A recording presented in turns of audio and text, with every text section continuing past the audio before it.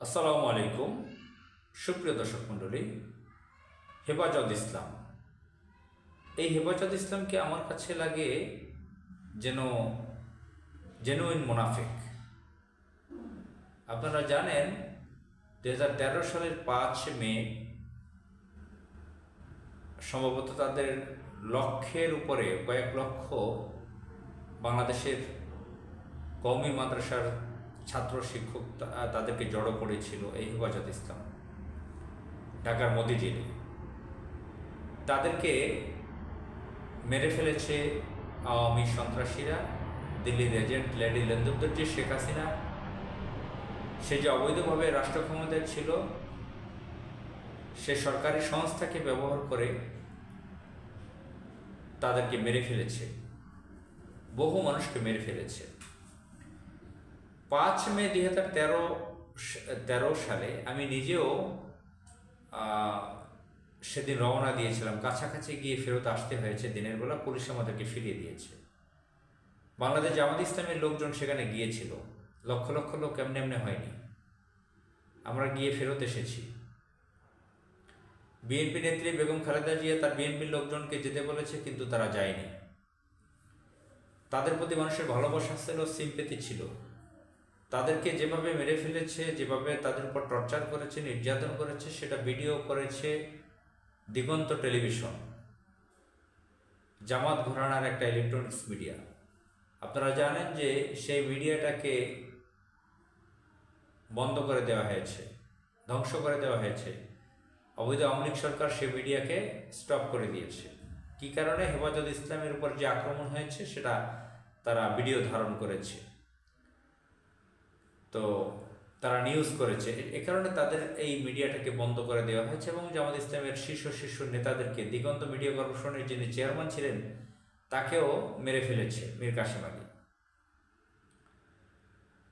এই যে এত বড় ঘটনা ঘটল, জামাত ইসলামের লোকজনের এই যে ত্যাগ, আজ পর্যন্ত একটা ধন্যবাদ তো জানালো না।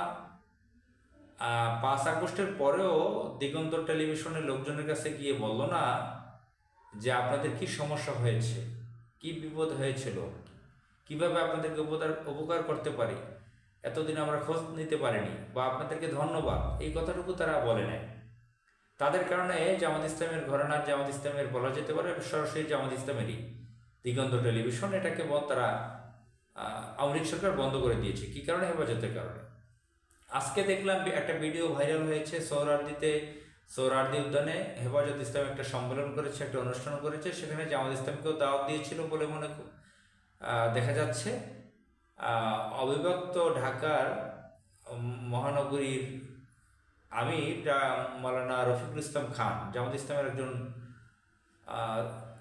শীর্ষ পর্যায়ের নেতা, শীর্ষ পর্যায়ের অন্যতম একজন নেতা, একদম শীর্ষ পর্যায়ের না, প্রথম সারি, দ্বিতীয় সারির একজন সিনিয়র নেতা।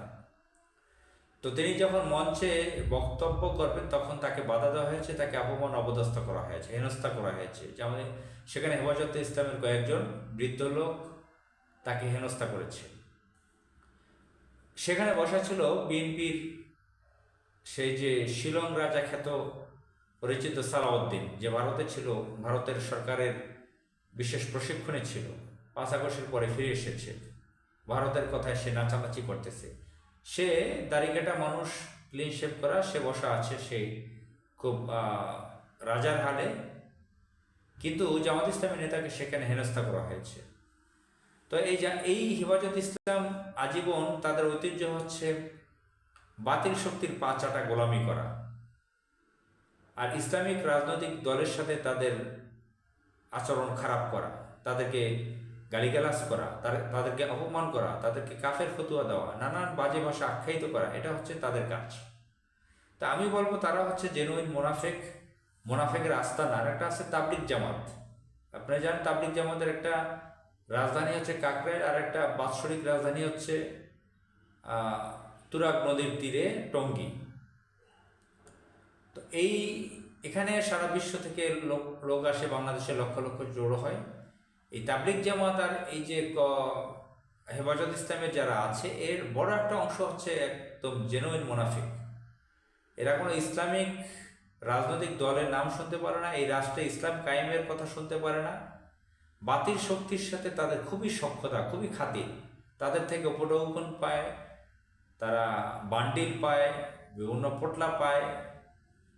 শেখ হাসিনার সাথে কীভাবে আহমদ শফি হ্যান্ডশেক করেছে দেখেন নাই?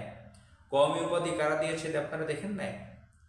তো তাদের সাথে তহরম মহরম, কোলাকুলি, হাক করা, ভালোবাসা, গোপনে খাওয়া দাওয়া, টাকা পয়সা আদান প্রদান, এই বাতিল শক্তির সাথে তাদের সম্পর্কটা অনেক পুরনো ঐতিহ্য। তারা বাতিল শক্তির পা চাটতে খুব ভালোবাসে।